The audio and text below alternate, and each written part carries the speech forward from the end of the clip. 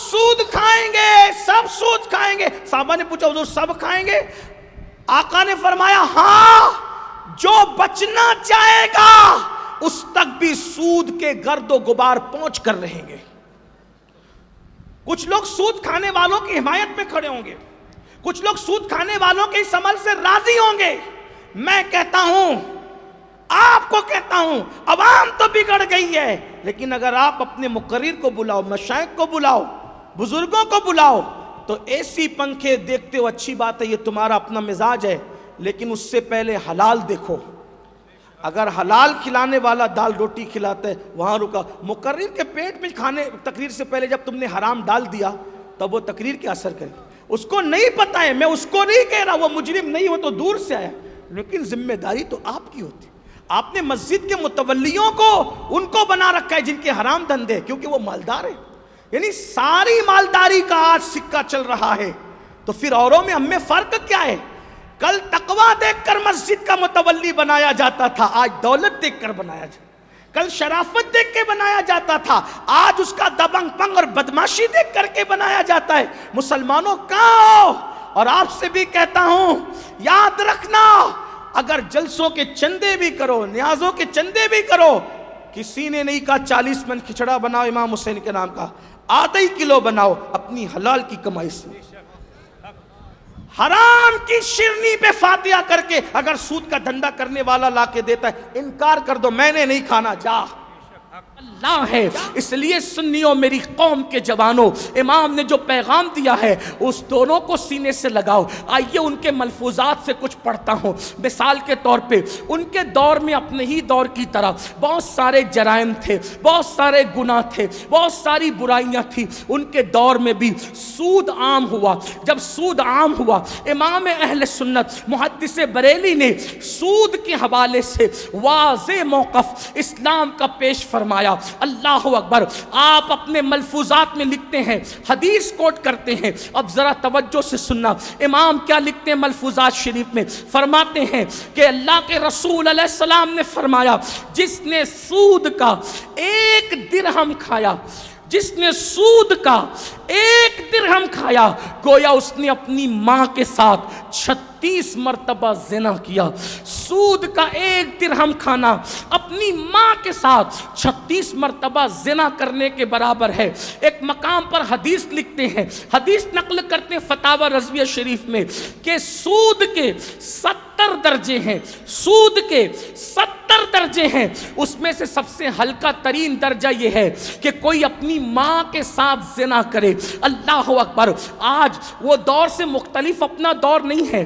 آج دولت کی محبت میں، آج دولت کی الفت میں، آج دولت کے پیار میں، اللہ اکبر، بہت سارے مسلمان سودی دھندے کر رہے ہیں، سودی کاروبار کر رہے ہیں، سود عام ہو رہا ہے، سود عام ہوتا جا رہا ہے۔ اللہ اکبر۔ میں آپ سے پوچھتا ہوں، یاد رکھنا، دولت کی محبت میں اللہ کی نافرمانی کرنے والوں، اللہ نے جو حرام کیا ہے تم اس کو حلال کرتے ہو۔ آؤ، اللہ کے سچے نبی صادق و مصدوق صلی اللہ علیہ وآلہ وسلم ارشاد فرماتے ہیں، اللہ کی عزت کی قسم جس کے قبضے میں محمد کی جان ہے۔ دیکھو حضور کیسے قسم اٹھا رہے ہیں، حضور کیسے قسم اٹھا رہے ہیں، فرماتے ہیں اللہ کی عزت کی قسم جس کے قبضے میں محمد کی جان ہے، تم ضرور ہلاک ہوں گے۔ توجہ کریں، انداز دیکھیں، فرمایا تم ضرور ہلاک ہوں گے، تم ضرور برباد ہوں گے۔ کب؟ جب تمہارے اندر سود عام ہوگا، جب تم بیاج کے دھندے کرنے لگو گے، جب سود تمہارے اندر عام ہوگا، جب شراب تمہارے اندر عام ہوگا، جب زنا تمہارے اندر عام ہوگا۔ آقا علیہ السلام فرماتے ہیں، جب تم لہو و لعب یعنی میوزک، موسیقی اور گانے بجانے کے آلات کے دل دادا ہو جاؤ گے، تو اللہ کے رسول علیہ السلام فرماتے ہیں جب یہ گناہوں پر تم عادی ہو جاؤ گے تو اللہ راتوں رات تمہاری شکلیں یا تو سور کی طرح کر دے گا یا تو بندر کی طرح کر دے گا۔ اور فرمایا جب سود، زنا اور میوزک اور موسیقی عام ہو جائے گی تو اس وقت تو تمہارے گھروں کو ڈھایا جائے گا، اس وقت تو تمہارے گھر گرائے جائیں گے۔ ایک بات آپ کی جودھ پور والوں توجہ چاہتا ہوں، آج پورے ہندوستان کے اندر یہ کہا جا رہا ہے ہمارے گھر کیوں توڑے جا رہے ہیں، ہمارے گھر کیوں اجاڑے جا رہے ہیں۔ آپ سے ایک بات عرض کرنا چاہتا ہوں، جو اجاڑ رہے ہیں وہ ظالم ہے، ہم ان ظالموں کے ساتھ نہیں، لیکن 1450 سال پہلے اشارہ دے دیا گیا تھا جب تم سود کے دھندے کرو گے، جب تمہارے اندر زنا اور شراب اور موسیقی عام ہو جائے گی، تمہارے گھر اجاڑ دیے جائیں گے، تمہارے گھروں کو ڈھا دیا جائے گا۔ اللہ اکبر۔ آج مسلمانوں کا حال یہ ہو گیا ہے، تھوڑی سی دولت کی لالچ میں، تھوڑے سے مال کی لالچ میں، اللہ اکبر، 16 17 سال کے لڑکے شارٹ ٹائم میں کروڑ پتی بننے کے چکر میں، مختصر وقت میں مالدار بننے کے چکر میں کیا کر رہے ہیں؟ سود کے دھندے کر رہے ہیں۔ غیرت کہاں گئی؟ اللہ کے سچے نبی نے فرمایا 1 درہم سود کا ماں کے ساتھ 36 بار زنا کرنے کے برابر ہے۔ حیا نہیں آتی، غیرت نہیں آتی، کتنا بدترین کام کر رہے ہیں۔ دولت ہی سب کچھ ہے، تھوڑی دیر غور تو کرو، تھوڑی دیر سوچو تو صحیح، یہ دولت لے کر کے کون جاتا ہے؟ جاتا ہے کوئی بڑے بڑے بادشاہ، بڑے بڑے تاجدار، بڑے بڑے مالدار۔ اللہ اکبر۔ دنیا سے گئے تو کیا دولت ساتھ لے گئے؟ ارے حلال کمانے والے دولت ساتھ نہ لے گئے، حرام کمانے والوں تم کیا ساتھ لے کر کے جاؤ گے؟ اللہ اکبر۔ یہ جو سود کے دھندوں سے اگر کوئی عمرہ کو بھی جائے، حج کو بھی جائے، اللہ کے رسول علیہ السلام فرماتے ہیں جب کوئی حرام کاروبار کی رقم سے حج کے لیے جاتا ہے اور وہ لبیک پڑھتا ہے تو اس کی لبیک کے بدلے میں کہا جاتا ہے تیری کوئی لبیک نہیں، تجھے کوئی خوشخبری نہیں، اور اس کی لبیک کے بدلے میں اس پر لعنت کی جاتی ہے اور ہر قدم پر اس کا گناہ لکھا جاتا ہے۔ اللہ اکبر۔ سوچو او حرام دھندے کرنے والے مسلمانوں، تم اپنے بچوں کے لیے ہی کر رہے ہو؟ میرے بچے اچھی کاروں میں بیٹھیں گے، میرے بچے شان سے جیئیں گے، میرے بچے گوشت تو ان کا اچھا بنے گا، وہ قیمتی موبائل استعمال کریں گے۔ سن لو، جو گوشت حرام سے پرورش پاتا ہے، جو خون حرام سے پرورش پاتا ہے، اللہ کے رسول صلی اللہ علیہ وآلہ وسلم صادق و مصدوق فرماتے ہیں، سچے رسول فرماتے ہیں کہ جو گوشت اور خون لقمہ حرام سے بنا ہے اس پر سب سے زیادہ اگر کسی کا حق ہے تو وہ جہنم کی آگ کا حق ہے۔ اور اس کی تشریح کرتے ہوئے علامہ مفتی احمد یار خان نعیمی علیہ رحمہ لکھتے ہیں جیسے کسی کپڑے کو اگر راکیل میں بھگو دیا جائے، راکیل سمجھتے ہیں؟ راکیل سمجھ، یہاں کے لوگ راکیل سمجھتے ہیں؟ نہیں۔ مٹی کا تیل سمجھتے ہیں؟ مٹی کا تیل، کیروسین، مٹی کا تیل۔ اگر مٹی کے تیل کے اندر کپڑا بھگو دیا جائے تو بتاؤ وہ کتنی جلدی جلتا ہے۔ مٹی کا تیل کپڑے میں لگے تو کپڑا جلدی جلتا ہے۔ تو جہنم میں سب سے زیادہ جو جسم تیزی سے جلے گا وہ حرام لقمے سے پرورش پانے والا جسم ہوگا۔ اور کون کہہ رہا ہے؟ اللہ کے سچے نبی فرما رہے ہیں۔ آپ سے پوچھنا چاہتا ہوں، جس نے اپنے بچوں کو حرام لقمہ کھلایا اس کے بچے اس کے کبھی وفادار نہیں ہو سکتے۔ جس نے حرام لقمہ حرام غذا کھلایا اس کی اولاد کبھی اس سے وفا نہیں کر سکتی۔ ہم اپنی اولاد کے اچھے کے لیے اپنی آخرت برباد کر رہے ہیں، اور یہ بھی بات آپ کو یقین ہونا چاہیے اللہ رزاق رزاق، اس نے ہمارے مقدر میں لکھ دیا ہے اتنا ہی ملنا ہے تو اتنا ہی ملنا ہے، اس سے زیادہ نہیں ملے گا۔ حرام سے کماؤ گے تو بھی اتنا ہی ملے گا، حلال سے کماؤ گے تو بھی اتنا ہی ملے گا۔ اس لیے حرام کی راہ سے توبہ کرو۔ اللہ کے رسول علیہ السلام فرماتے ہیں سود لینے والے پہ لعنت، سود دینے والے پہ لعنت، سود لکھنے والے پہ لعنت، سود پر گواہ رہنے والے پہ لعنت۔ اللہ اکبر۔ جو سود لکھے اس پہ بھی لعنت، جو گواہی دے اس پہ بھی لعنت، جو لے اس پہ بھی لعنت، جو دے اس پہ بھی لعنت۔ اور آپ سے پوچھتا ہوں، علماء سے پوچھو یہ لعنت کیا ہے؟ ایک عام آدمی پر بھی آپ لعنت نہیں کر سکتے۔ اللہ کے رسول صلی اللہ علیہ وآلہ وسلم نے اپنے جان کے دشمنوں پہ لعنت نہیں فرمائی۔ جب دندان شہید کیے گئے اور کہا حضور ان کے لیے ہلاکت اور بربادی کی دعا کر دیں، تو اللہ کے رسول نے فرمایا اللہم اہدی قومی، فَإِنَّهُ لَا يَعْلَمُونَ، اللہ میری قوم کو ہدایت عطا فرمائیے، مجھے نہیں جانتے۔ لعنت کیا ہے؟ لعنت کا مطلب بربادی کی دعا، ہلاکت کی دعا، ہمیشہ کے لیے اللہ کی رحمت سے دور کر دینے کی دعا۔ اللہ کے رسول فرما رہے جو سود لے اس پہ بھی لعنت، سود دے اس پہ بھی لعنت۔ کچھ لوگ کہتے ہیں مولانا بہت مجبور ہو گیا تھا اس لیے سود سے پیسے لینے پڑے۔ کون سی مجبوری تھی؟ بیٹیوں کی شادی میں جھوٹی شہرت کی مجبوری؟ کون سی مجبوری تھی؟ برادری میں دکھاوے کی مجبوری؟ نہیں، اسلام بہت سادگی کا مذہب ہے، اسلام بہت آسان مذہب ہے۔ اور جو مسلمان یہ سوچتے ہیں نا کہ چلو یار نماز بھی پڑھیں گے، سود کے دھندے بھی کریں گے، اللہ کے رسول نے وہ مسئلہ بھی حل کر دیا۔ فرمایا اگر تیرے کپڑے میں 1 درہم بھی سود کا، حرام کا ہے، تو جب تک کہ وہ کپڑا تیرے بدن پہ ہوگا اللہ تیری نماز قبول نہیں فرمائے، نماز تیری قبول نہیں ہے۔ بلکہ اللہ کے رسول علیہ السلام فرماتے ایک فرشتہ حرام سود کے دھندے کرنے والوں کے گھر پہ روزانہ اتر کے اعلان کرتا ہے کہ جس نے حرام کھایا نہ اس کا اللہ فرض قبول کرتا ہے نہ نفل قبول کرتا۔ کہاں جاؤ گے؟ دنیا ہی سب کچھ نہیں ہے۔ علماء سے پوچھو حج کے سفر میں اگر کوئی مر جائے اس سے بڑا کوئی خوش نصیب ہے؟ حج کے سفر میں اگر کوئی مر جائے اس سے بڑا کوئی خوش نصیب ہے؟ نہیں۔ یہاں تک کہ ہمارے بزرگوں نے لکھا جو سفر حج میں مرے گا ہر سال اس کا حج ہوگا، ہر سال اس کے نام اعمال میں حج کا شرف لکھا جائے گا۔ لیکن آپ کو پتہ ہونا چاہیے دور تابعین میں ایک قافلہ حج کے لیے جا رہا ہے۔ میرے وہ نوجوان جو سوچتے ہیں کہ حرام کے بغیر ترقی نہیں ہو سکتی، یاد رکھنا یہ جھوٹ ہے، یہ فریب ہے، یہ شیطانی اغوا ہے۔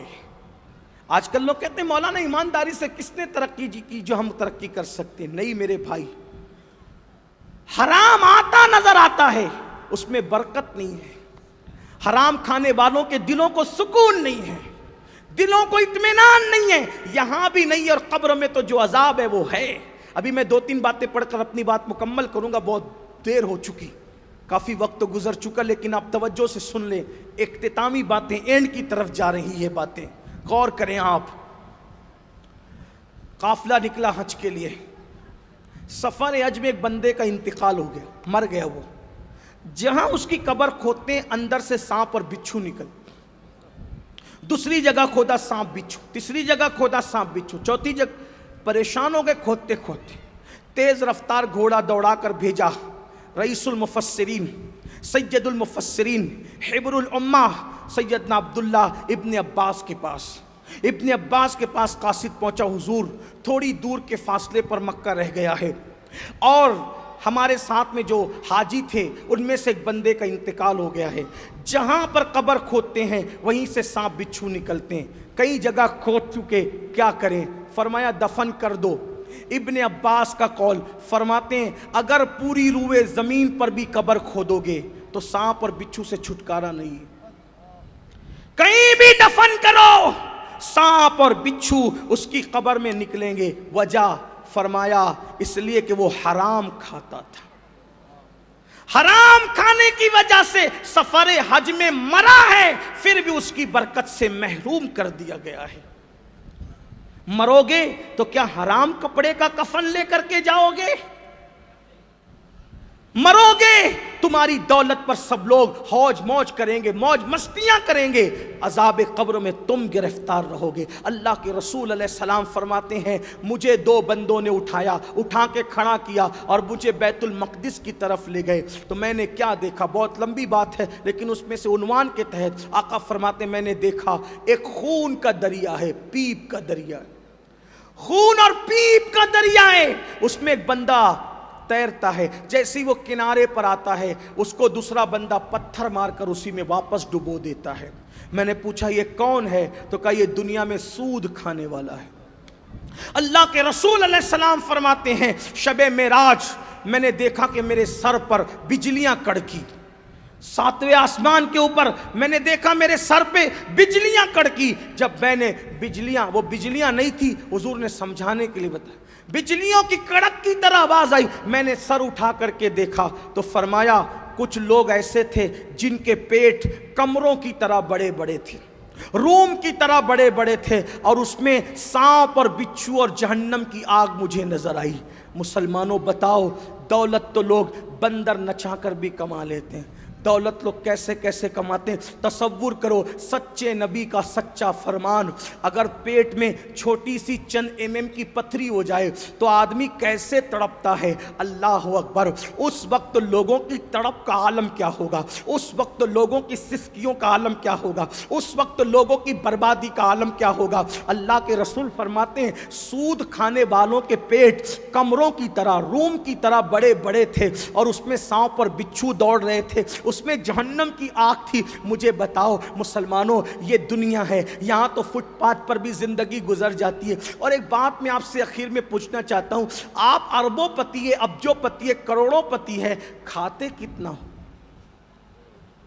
آپ مجھے ایک بات بتا دیں صرف، اور سوچیں، یہ محفلیں صرف دل بہلانے کے لیے نہیں ہے، یہ محفلیں خود احتسابی کی محفل ہے. سوچو مسلمانوں، کروڑ پتی آدمی کتنا کھاتا ہے، مزدور کتنا کھاتا ہے؟ جتنی 2 روٹیاں 3 روٹیاں مزدور کھا پاتا ہے، اتنی 2-3 روٹی کروڑ پتی بھی کھاتا ہے. ایک وقت میں ایک لباس مزدور بھی پہنتا ہے، ایک ہی وقت میں ایک لباس کروڑوں پتی آدمی بھی پہنتا ہے. ایسا ہے کہ 50-60 لباس آپ ایک ساتھ پہن سکتے ہیں؟ ہے ایسا؟ نہیں. جب ایک وقت میں ایک ہی لباس ہے اور ایک وقت میں آدمی 2-3 روٹیاں ہی کھاتا ہے تو پھر حرام کیوں کماتا؟ علماء موجود ہیں، سور کھانا، سور خنزیر کھانا، اس سے بھی بدترین اگر کوئی جرم ہے تو وہ سود کھانا ہے. سور بھی حرام ہے، سور کھانا بھی حرام ہے، سور کا گوشت کھانا بھی حرام ہے، اور سود کھانا بھی حرام ہے. لیکن سور سے سود اس لیے زیادہ برا ہے کہ سور کھانے والے کے ساتھ اللہ نے جنگ کا اعلان نہیں کیا، وہ بھی حرام ہے. لیکن اللہ فرماتا ہے جو سود کھائے گا اس کے ساتھ اللہ بھی اعلان جنگ کرتا ہے، اور رسول اللہ کا بھی اعلان جنگ ہے. آپ مجھے بتاؤ، جس قوم کے ساتھ اللہ کے رسول اعلان جنگ کریں، جس رسول کے ساتھ اللہ جنگ کا اعلان کرے، اس کا انجام کیا ہوگا؟ سوچو. آج توبہ کر لو. توبہ جو کر لیتے ہیں اللہ ان کو بخش دیتا ہے، ان کو معاف کر دیتا ہے. چھوڑ دو.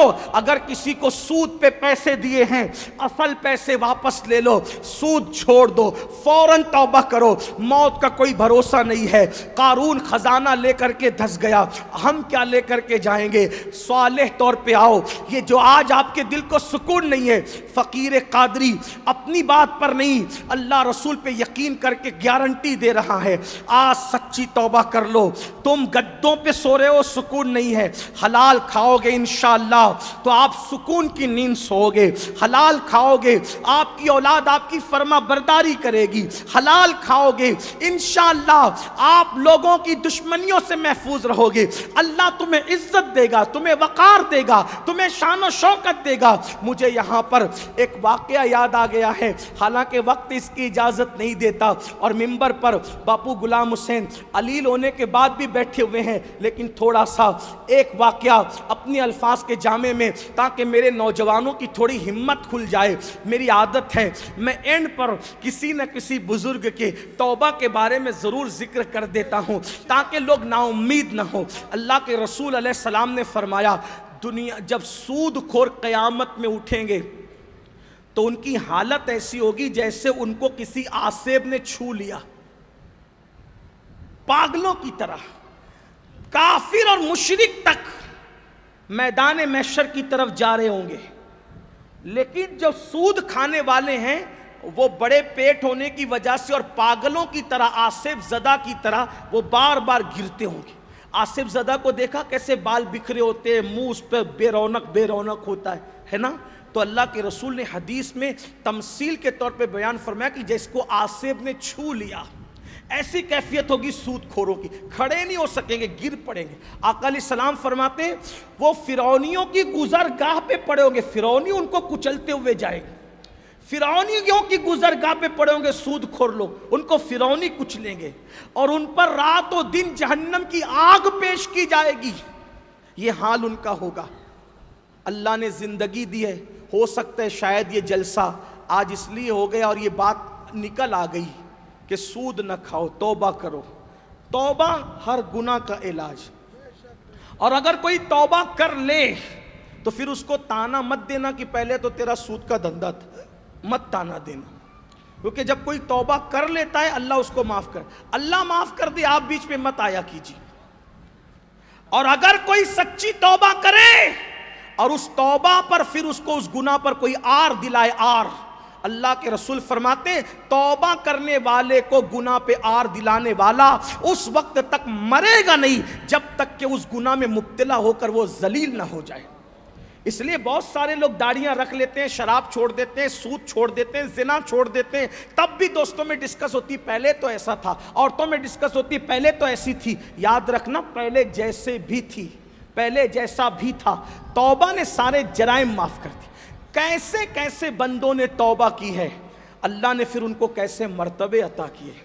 आइए सूद पर बात चली है, इख्तिसार से अपने अल्फाज के जामे में अल्लामा अरशदुल कादरी की तहरीर का सहारा लेते हुए एक बात पेश करता हूँ। एक जवान बसरा की ज़मीन पे रहता है, बहुत मालदार है, उस दौर का मालदार, उस दौर का दौलतमंद करोड़ोंपति आदमी उस दौर का, लेकिन उसकी कमज़ोरी ये थी कि वो सूद का धंधा करते, लोगों को सूद पे पैसे देते। आजकल भी लोग आराम से बैठ के कमाना चाहते हैं, ये बात आप याद रखें। शायद मैंने पहले कभी यहाँ कहा या नहीं, अल्लामा इब्ने हजर ने अपनी किताब में यहाँ तक लिखा कि सूद खाने वालों पर शबे कद्र में भी मैंने अजाब होते हुए देखा। यानी रमज़ान शरीफ की सबसे मुबारक रात शबे कद्र, जो 1000 महीनों से अफजल है, शबे कद्र में भी सूदियों की कब्र पे अजाब होता है। इब्ने हजर लिख रहे हैं डरो अल्लाह से, दुनिया सब कुछ नहीं है, तौबा करो, पलटो, अल्लाह की तरफ आ जाओ, अल्लाह के करम की तरफ आ जाओ। अरे जिसने माँ के पेट में हमें खिलाया वो जमीन पे क्यों नहीं खिलाएगा। अपने शौक कंट्रोल करो, अपनी ख्वाहिशात पे कंट्रोल करो, बस इतना ही होगा ना। सूद का धंधा नहीं करेंगे तो रोजाना तंदूरी खाने की बजाय दाल रोटी खानी पड़ेगी, यही होगा ना, और क्या होगा। एक बात आपको अर्ज करूं, तंदूरी हो, बिरयानी हो, कितना भी कीमती खाना हो, हलक के नीचे जाने के बाद लज्जत क्या है उसकी। जो दाल का अंजाम है हलक के नीचे के बाद, वही बिरयानी का अंजाम है, यही तो है। कहां तक है लज्जत, जबान की नोक से लेके जबान की जड़ तक, एक उंगली इतने फासले के लिए अल्लाह का इतना बड़ा अजाब मोल ले रहे हो। खाने की लज्जत क्या है, जबान तक, जबान के नीचे उतरा, खाने की लज्जत खत्म है। सिवाय बदबू के उसको बनना क्या है। अल्लाह के बंदो, अल्लाह पर भरोसा करके तौबा की तरफ आओ, उस पर यकीन करो कैसे नवाजता है। बसरा में एक जमीन, बसरा की जमीन पे करोड़ोंपति आदमी दौलतमंद है, सूद का धंधा करते जैसे आजकल लोग करते हैं।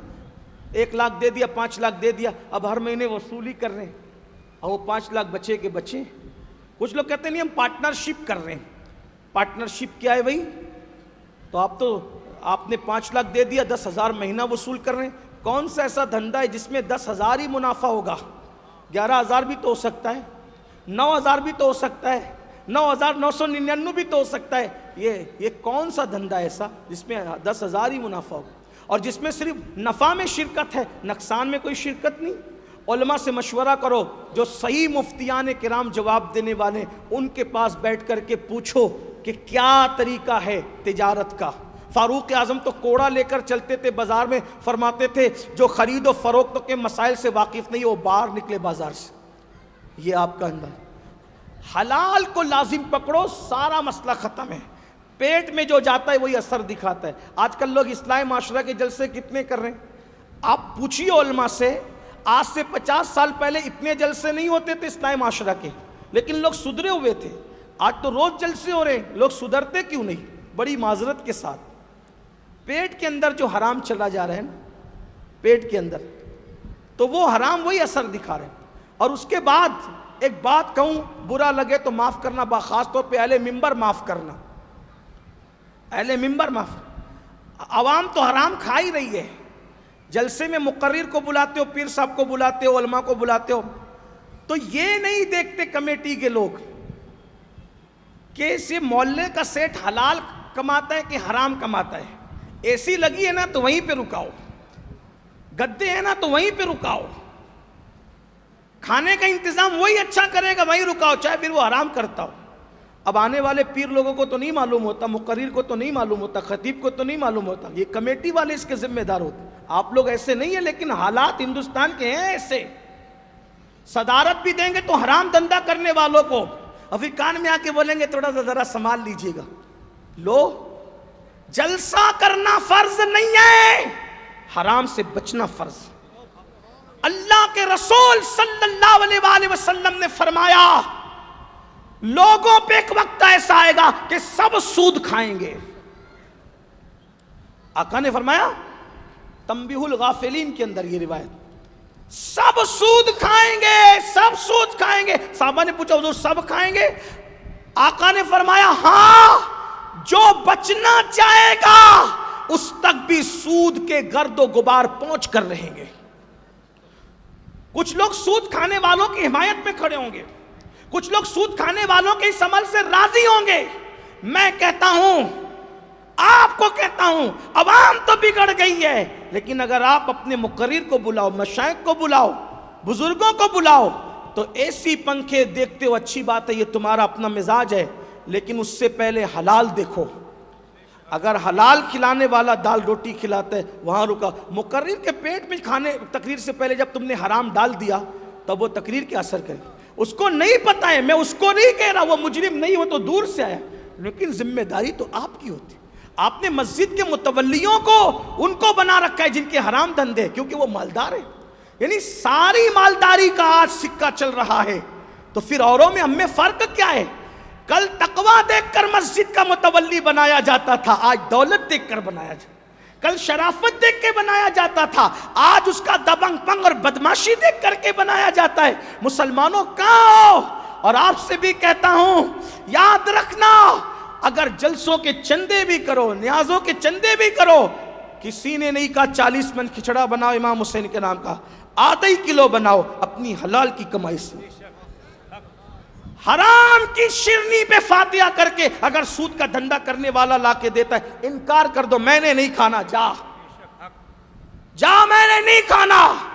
غوث پاک کے نام کی کرے، رسول پاک کے نام کی کرے، اگر اس کا کنفرم معاملہ ہے کہ یہ سود کے دھندے سے کر رہا ہے، انکار کر دو، حضور راضی ہوں گے، حضور خوش ہوں گے۔ آج ہم دیکھ رہے ہیں کہ جو سود اور حرام کے دھندے کرتے ہیں وہ نیاز وغیرہ پہ توجہ زیادہ کرتے ہیں تاکہ ان کے عیبوں پہ پردے پڑے۔ میں یہ نہیں کہتا کہ ہر نیاز کرانے والا حرام کاروبار کرتا ہے، نہیں، ہندوستان ہم گھوم رہے ہیں اللہ کی عطا سے، لیکن دیکھ رہے ہیں کہ وہ یہ سارے معاملات کرتے ہیں۔ یاد رکھیے، جب تک حق نہیں بولو گے حق تک نہیں پہنچ سکتے۔ ایک بات یاد آئیے، اس پر بات طویل ہو رہی ہے۔ حجاج بن یوسف جب کوفہ آیا، توجہ کرنا، یہ حرام عام ہو رہا ہے نا، تو اس میں بھی اسلام دشمن طاقتوں کی سازش ہے۔ حجاج جب کوفہ آیا تو کسی نے حجاج کے کان میں کہا، حجاج تو بڑا ظالم ہے، یہاں فلاں فلاں فلاں فلاں فلاں بزرگ لوگ بڑے متقی ہیں، اگر وہ بد دعا کر دیں گے تو مر جائے گا، تباہ برباد ہو جائے گا۔ حجاج نے کہا ان کا علاج جانتا ہوں، اپنے قاصد کو بھیجا، جاؤ ان سب کو بلا کے لا۔ سب آئے، کہا بیٹھو کھانا کھاؤ، سب کو کھانا کھلایا۔ حجاج توجہ کیجیے، حجاج نے، علامہ اسماعیل حقی لکھ رہے ہیں اس کو، علامہ اسماعیل حقی لکھ رہے ہیں اس کو، حجاج نے ان سارے متقی بزرگوں کو بلا کر کے دارالعمارت میں بٹھا کے کھانا کھلایا۔ جب وہ جانے لگے تو انہوں نے کہا، حجاج ہم لوگ مستجاب الدعوات ہیں، یعنی ہماری دعائیں قبول ہوتی ہے، بد دعائیں بھی قبول ہوتی ہے، سیدھے رہنا ورنہ بد دعا کر دیں گے تو تو ہلاک ہو جائے گا۔ اس نے کہا جاؤ جاؤ میرا کچھ نہیں بگڑے گا۔ کہا کیوں؟ کہا میں نے تمہارے پیٹ میں حرام ڈال دیا ہے، تمہارے پیٹ میں حرام چلا گیا ہے۔ حضرت سعد ابن ابی وقاص نے کہا تھا یا رسول اللہ میری تمنا ہے کہ میں جو دعا کروں اللہ قبول کر لے۔ آقا نے فرمایا حلال کو لازم پکڑ، اللہ تجھے مستجاب الدعوات بنا دے گا، تو جو دعا کرے گا اللہ تیری ہر دعا کو قبول فرمائے گا۔ حرام کی وجہ سے دعائیں قبول نہیں ہو رہی ہیں، توبہ کرو تو بات دور نکلتی جاتی ہے۔ میں شارٹ کرنا چاہتا ہوں کیا کہ وہ نوجوان دولت مند تھا، سود کا دھندا کرتا تھا۔ ایک دن وہ سود کا ہفتہ وصولی کرنے کے لیے نکلا تو کچھ بچے کھیل رہے تھے، ان بچوں نے کہا ہٹو ہٹو ہٹو، حبیب سود خور آ رہا ہے، اس کے پیروں کا غبار اگر ہم پہ لگ جائے گا ہم لوگ کہیں بدبخت نہ ہو جائیں، ہٹو۔ بچوں میں بھی یہ شعور تھا اس دور میں کہ سود خوروں سے نفرت کرتے۔ اچھا یہ بات آج جو ہمارے ممبروں سے کچھ لوگ کہتے ہیں نا صرف محبت کرو، صرف محبت کرو، صرف، یاد رکھنا اسلام نے جس سے محبت کا حکم دیا اس سے محبت ہونی چاہیے، لیکن جو گناہ کرتے ہیں ان سے محبت آپ کریں لیکن گناہ سے محبت نہ کریں۔ نفرت کا اظہار تو آپ کو کرنا چاہیے گناہ سے، ورنہ سب ایک ہو جائے گا، حلوہ اور زہر سب ایک ہوتا چلا جائے گا۔ یہ جو لوگ گناہوں پہ دلیر ہو رہے ہیں نا اسی لیے ہو رہے ہیں کہ ہم لوگوں کے اندر سے بائیکاٹ کا جذبہ ختم ہو گیا، ہمارے اندر سے حق بولنے کی ہمت ختم ہو گئی۔ تو کہا ہٹو ہٹو، حبیب سود خور آ رہا ہے، اس کے گرد و غبار پیر کی ہم پہ لگے گی، ہم بدبخت نہ ہو جائیں۔ حبیب تو حبیب تھا، اس کے دل پہ چوٹ لگی، بچے بھی مجھ سے نفرت کرتے ہیں۔ وہ وصول کرنے کے لیے گیا، حبیب دروازے پہ دستک دی، خاتون خانہ نے وہاں جو تھی اس نے کہا کون؟ حبیب، ابھی تک تم نے اپنا ہفتہ نہیں بھجوایا؟ میرے شوہر تمہاری ہفتے کا انتظام کرنے گئے ہیں۔ کہا کہ میں خالی نہیں جاؤں گا، میں کسی کے دروازے سے خالی نہیں جاتا، میں کچھ نہ کچھ لے کے جاتا ہوں۔ وہ سود کا ہفتہ تو اپنی جگہ رہا، آ کے خالی نہیں جاؤں گا، آ کے جو لوٹوں اس کا عوض بھی کچھ نہ کچھ لے کے جاؤں گا۔ تو کہا دیکھو گھر میں کچھ نہیں تھا، میرے شوہر بکری کے سر اور پیر قرض کے طور پہ مانگ کے لائیں، چلاؤ نہیں، یہ لے کر کے چلے جا۔ دیا، لے کر کے گئے، بیوی کو کہا پکاؤ، بیوی نے پکایا، پک رہا تھا، خوشبو آ رہی تھی، ایک فقیر آیا، دستک دی، دروازہ کھولا، کیا خوشبو آ رہی ہے تیرے گھر کی ہانڈی سے، مجھے کچھ دے۔ سود کھانے والوں کا دل بڑا سخت ہو جاتا ہے۔ اس نے کہا اگر میں تجھے دوں گا تو تو مالدار تو نہیں ہوگا، البتہ میں غریب ضرور ہو جاؤں گا۔ جاتے ہوئے فقیر نے کہا حبیب ایک دن اللہ کی عدالت ہے، اللہ کی عدالت میں کھڑے ہونا ہے سب کو۔ جو تو ظلم کر رہا ہے ظلم کا انجام ان قریب تو چکھ لے گا اگر تو نے توبہ نہیں کی۔ بچوں نے صبح وہ کہا، ادھر فقیر نے یہ کہا، ادھر جب دسترخوان پہ بیٹھے جیسی ہانڈی کھلی تو پورا کھانا خون میں تبدیل ہو چکا تھا۔ بیوی نے کہا حبیب بدبختی کی حد ہو گئی، لوگوں کی بددعاؤں کی انتہا ہو گئی، حبیب لوگوں کا خون چوس رہے ہیں ہم، دیکھو ہمارے گھر کی ہانڈی بھی خون میں تبدیل ہو گئی۔ ایک دن میں لگاتار 3 واقعات ہوئے، حبیب کے دل پہ چوٹ پہ چوٹ، چوٹ پہ چوٹ، چوٹ پہ چوٹ لگی۔ حبیب اٹھے، اب بدلنا ہے، اب توبہ کرنا ہے، اب زندگی میں انقلاب برپا کرنا ہے، اب جرائم کو چھوڑ کے اللہ کی طرف جانا ہے۔ کہاں جاؤں؟ خیال آیا خوش نصیب ہوں، بصرہ میں رہتا ہوں، یہاں ایک اللہ کا عظیم بندہ رہتا ہے جس کو دنیا حسن بصری کے نام سے جانتی، حسن بصری کے نام سے جانتی۔ گئے، محفل سجی تھی، ہمارے بزرگوں نے لکھا کہ محفل میں امام حسن بصری اپنے مخصوص لب و لہجے میں، امام حسن بصری اتنے اچھے خطیب تھے کہ مولا علی فرمایا کرتے تھے بصرہ میں جب تک حسن بصری ہے کسی کو خطاب کرنے کی اجازت نہیں دوں گا۔